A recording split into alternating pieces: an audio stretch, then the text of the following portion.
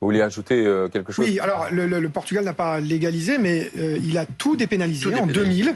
Et c'est vraiment un bel exemple. Avant 2000, il y avait une forte toxicomanie. Et les trafics ont baissé alors au Portugal. Attendez. Les règlements de compte aussi?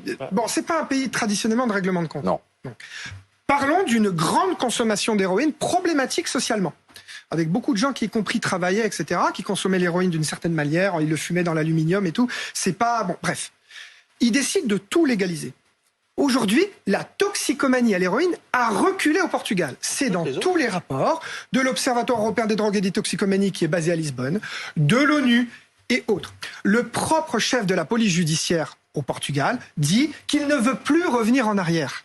Il faut écouter les policiers de terrain dans ces pays-là qui disent « j'ai plus de temps pour m'occuper des violences conjugales, etc. » Il ne fait plus la course aux consommateurs de drogue. Donc, du point de vue de la santé publique, c'est bénéfique de dépénaliser, et même l'influence sur les forces de l'ordre. Ce n'est pas le seul exemple. Dans l'État du Colorado, où on légalise la distribution de cannabis, qui n'est pas parfaite, mais on la légalise, le chef de la police de Denver, je dois peut-être me tromper, mais c'est dans un article de Mediapart, etc., dit qu'il était ultra prohibitionniste, comme tout Américain qui se respecte, ne veut plus revenir en arrière. Ce sont des déclarations publiques, je peux vous fournir l'article. Il ne veut plus revenir en arrière.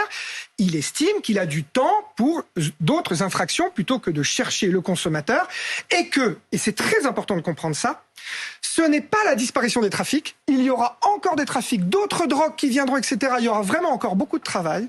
Mais le consommateur qui aura le choix entre aller s'approvisionner auprès d'un gangster professionnel ou d'un vendeur professionnel et vers le légal pourra aller vers le légal. Et tout ce segment, en général, reste sur le secteur légal et n'alimente pas l'économie criminelle.